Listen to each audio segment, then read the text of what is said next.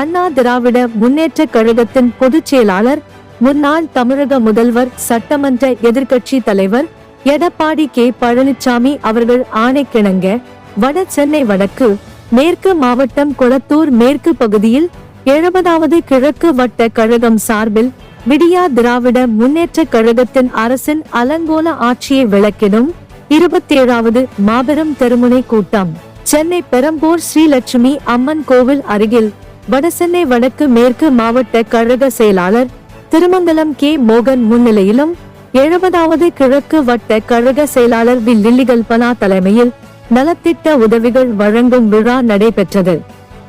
இந்நிகழ்ச்சியில் திருமங்கலம் கே. மோகன், S. Selvam, Padmedu T. Sarathy, K. C. Garden, M. Chandrasekar, Kolathur K. Ganesan, Villivakkam A. Venkatesan, Vetri Nagar மு. சுந்தர் ஆகியோர் கலந்து கொண்டு சிறப்புரையாற்றினார்கள். இந்நிகழ்ச்சியில் மாவட்ட பகுதி மகளிர் அணி நிர்வாகிகள், கழக செயலாளர்கள், கட்சி நிர்வாகிகள், பொதுமக்கள் என பலர் திரளாக கலந்து கொண்டனர். 234 சட்டமன்ற தொகுதியிலே ஸ்டாலின் அவர்கள் செய்திருப்பாரையானால் இன்றைக்கு 100 லட்சம் கோடிக்கு தமிழகத்திலே இன்றைக்கு கடனை வைத்திருப்பார். ஆனால் இன்றைக்கு புரட்சி தலைவி அம்மா அவர்களும் இந்த இயக்கத்தில் 2024 தமிழகத்தின் முதலமைச்சராக வர இருக்கின்ற முன்னாள் முதலமைச்சர் அண்ணன் எடப்பாடி அவர்கள் அவர் தருகின்ற திட்டங்களை, புரட்சி தலைவி அம்மா அவர்கள் கொடுத்த திட்டங்களை இன்றைக்கு ஸ்டாலின் அவர்கள் முடக்கியிருக்கிறார்கள். ஏனென்று சொன்னால் புரட்சி தலைவி அம்மா அவர்கள் ஏழை தாய்மார்கள் பெண்களுக்கு திருமண உதவி திட்டத்தை கொடுத்தார்கள், அரப்பா நகை கொடுத்தார்கள், 25,000 ரூபாய் கொடுத்தார்கள். அதே டிகிரி படித்தவர்களுக்கு 50,000 பணம் கொடுத்தார்கள், அரசு நகை கொடுத்தார்கள். ஆனால் இன்றைக்கு புரட்சி தலைவி அம்மா அவர்கள் கொடுத்த அந்த நகை தான் இன்றைய தினம் அரசு ஒரு நகை இன்றைக்கு 70,000 80,000 ரூபாய்க்கு செல்லுகிறது. அன்றைக்கு புரட்சி தலைவி கொடுத்த அந்த நன்மைக்கு இன்றைக்கு தாய்மார்கள் நினைத்து பார்க்கிறார்கள். ஆனால் இன்றைக்கு கருணாநிதி அவர்கள், இன்றைக்கு ஸ்டாலின் அவர்கள் 2,000 ரூபாய் அண்ணன் எடப்பாடியார் அவர்கள் அனைத்து குடும்ப அட்டைதாரர்களுக்கும் நான் ஆட்சிக்கு வந்தவுடன் முதல் கையெழுத்தாக போடுவேன் என்று சொல்லியிருக்கிறார்.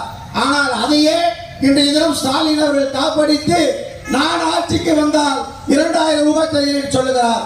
நான் ஸ்டாலின் அவர்களுக்கு தெரிவித்துக் கொள்கிறேன், ஆண்டவனே நினைத்தாலும் சரி, தமிழ்நாட்டு மக்களுக்கு இன்றைக்கு 5,000 ரூபாய் நீ வங்கிகள் மூலம் அனுப்பியிருக்கிறாய். நீ 10,000 அல்ல 20,000 ரூபாய் கொடுத்தாலும் தமிழ்நாட்டு மக்கள் உன்னை விரட்டடிப்பதற்கு தயாராகிட்டார்கள், இந்த ஆட்சியை தள்ளாரிக்கு அனுப்பதற்கு தயாராகிட்டார்கள் சொல்லி வாய்ப்புக்கு நன்றி கொடுக்கிறேன். நன்றி, வணக்கம். தாழ்வேகத்த பாடுபட்ட பகுத்தறிவு சிங்கமா, மண்ணடிமை பெண்ணடிமை மாற்ற வந்த மாபெரும் தலைவரா, மனிதர்கள் நீபோர் மனிதன் மன்னன் மான உணர்ச்சியூட்டிய புரட்சி தந்தை பெரியாருடைய வழியிலே அந்த ஈரோட்டு பெரியாருடைய ஈடில்லா மூத்த மகனாக சென்னை என்றொரு பெயர் மாற்றி அதை செந்தமிழ் நாடு என பெயர் சூட்டிய தலைவர், எரிகின்ற குடிசைகள் அகற்றி எரியா வீடுகள் அமைத்து அங்கே எரியும் விளக்காய் வாழ்ந்து கொண்டிருக்கின்ற தலைவர், கடமை கண்ணியம் கட்டுப்பாடு எனும் தாரக மந்திரம் கொண்டு மாற்றான் தோட்டத்து மல்லிகைக்கும் மனம் உண்டு என சொல்லி ஏழையின் சிரிப்பில் இறைவனை காண்போம் என்று சொன்ன பேரறிஞர் பெருந்தகை அமரர் அண்ணா அவர்கள் ஏற்றுக்கொண்ட பதவிக்கெல்லாம் பெருமையை தந்து தம் இனிய குடும்பம் ஒன்றுக்கு மட்டும் வறுமையை தந்துவிட்டு சென்ற தலைவர். அந்த தலைவன் கண்டெடுத்த இதே கனியாம், காலத்தை வென்றவன் காவிய நாயகன், வேதனை தீர்த்தவன், விழிகளில் நிறைந்தவன், வெற்றி திருமகன், பொன்மன செம்மல், புரட்சி தலைவர், மக்கள் திலகம், மன்னாதி மன்னன் எம்ஜிஆர் அவர்கள்.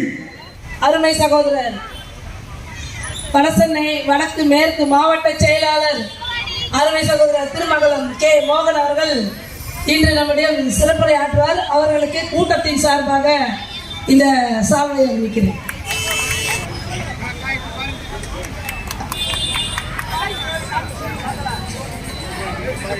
அவர்கள் வட்ட துணை செயலாளர் விலாஸ் அவர்கள் சால்வை அணிவிக்கிறார். அருமை சகோதரர் ஜான்சன் அவர்கள் சால்வை அணிவிக்கிறார்.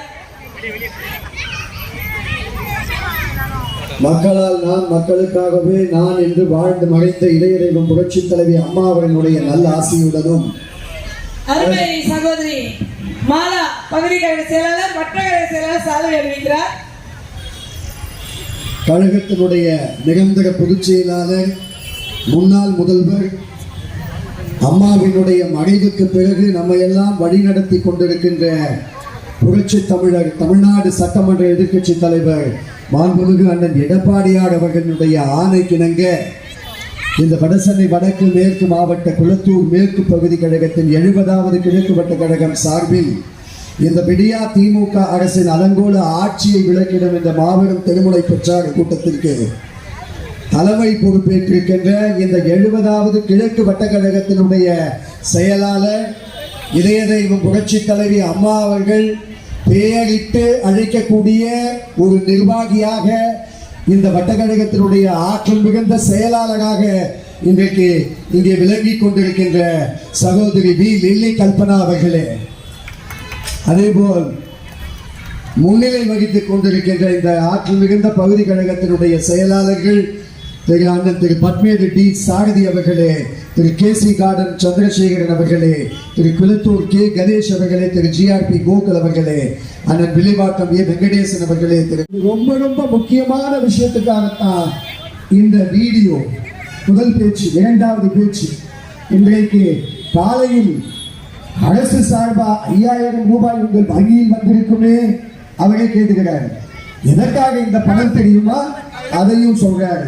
நாங்கள் ஆட்சிக்கு வந்தால் 1000 ரூபாய் உங்களுக்கு கொடுக்கிறேன், அதுதான் இது.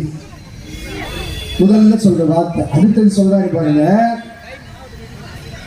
இவர்களுக்கு எதிரா டெல்லியில ஒரு கூட்டமோ தமிழகத்தில ஒரு கூட்டமோ சட்டமன்ற தேர்தலை காரணம் காட்டி, அதாவது அடுத்த 3 மாசத்துக்கு, பிப்ரவரி, மார்ச், ஏப்ரல், இந்த 3 மாசத்துக்கு இந்த மகளிர் தொகையை நிறுத்துவதற்காக சூழ்ச்சி செய்யணும். அந்த சூழ்ச்சியை கண்டு மனம் வேதனை அடைந்து, ஐயோ இந்த 3 மாசமா இவங்களுக்கு கிடைக்காம போயிடுமேன்ற மனவேதனையில இந்த 3 மாசம் சேர்த்து அந்த தொகையை முன்கூட்டியே கொடுக்குறாங்க. நான் ஏன் இதை சொல்றேன்னா, யோசிச்சு பார்க்கணும். இந்த 3 மாசம் சும்மா இருந்தாலே உங்களுக்கு வருங்க. அதுக்கப்புறம் சொல்றாரு பாருங்க, கோடை கால விடுமுறை, கோடை காலத்தை சமாளிக்கிறதுக்கு பெண்கள்லாம் கஷ்டப்படுவாங்க. அதுக்காக மாத்திரை வாங்க முடியாதா, குழந்தைங்களுக்கு ஏதாவது செலவு பண்ண முடியாதா, அந்த காசை நீங்க அதுல வேற கொஞ்சம் சேமிச்சுக்கணுமா, அதுக்காக 2000 ரூபாய் தொகை வேற உங்களுக்கு கொடுத்து சேர்த்து 5000 ரூபாயாக நாங்கள் வரவு வைத்து விட்டோம். இப்படி ஒரு முதல்வர் காலையில எழுந்து இதுவாயா ஒரு முதல்வர் பேசக்கூடிய வார்த்தை சொல்லுங்க? இது ஒரு சாதாரண துறை அமைச்சர் சொல்ல வேண்டிய வார்த்தை. இதற்கு ஒரு பிரஸ் மீட், ஒரு நாட்டினுடைய முதல்வர் பிரஸ் மீட் கூப்பிடுறாருன்னா தன்னுடைய திட்டங்களை அவர் சொல்ல வேண்டும். நாட்டினுடைய பொருளாதார வளர்ச்சியை பற்றி, இந்த நாட்டுக்கு நான் இதை செய்ய போறேன்னு ஒரு மிகப்பெரிய திட்டத்தை அவர் சொல்றாருன்னா அது ஒரு பிரஸ் மீட். கேவலம் இந்த 3 மாசத்தோட நான் சேர்த்து தருவேன் 2000 ரூபாய். என்ன கோடை காலம் என்னங்க, 50 வருஷத்துக்கு ஒரு வாட்டியா வருது, தினமும் வருதுங்க. 2025 வந்தது, 24 வந்தது, 23 வந்தது. அப்போதெல்லாம் இவர்களுக்கு அக்கறை இல்லை நாட்டு மக்கள் மீது. ஏன் இப்போது அக்கறை வந்திருக்குன்னா, எடப்பாடியாருடைய 10 திட்டங்கள், அந்த திட்டங்கள், அந்த வாக்குறுதியை பார்த்த உடனே இவருக்கு பயம் வந்துச்சு. என்னடா மாதம் 2000 ரூபாய் கொடுக்குறேன்ட்டாரு. முதல் இவங்க என்ன சொன்னாங்க, 1000 ரூபாய் கொடுக்குறேன்னாங்க. அனைத்து மகளிருக்கும் நாங்க 1000 ரூபாய் குடும்ப அட்டைதாரர்கள் பண்ணாங்க. நம்ம என்ன சொன்னோம் அந்த நேரத்தில், 1500 ரூபாய் நாங்கள் கொடுப்போம் என்று வாக்குறுதி கொடுத்தோம். நீ நல்ல மனிதனாக இருந்தா என்ன பண்ணணும், ஆட்சிக்கு வந்த உடனே உண்மையாக புரட்சி தலைவி போல, நம்முடைய தலைவர் போல மக்கள் மீதும் இந்த பெண்கள் மீதும் உனக்கு அக்கறை இருந்தா முதல் கையெழுத்தாக நீ போட்டிருக்கணும். போட்டியா?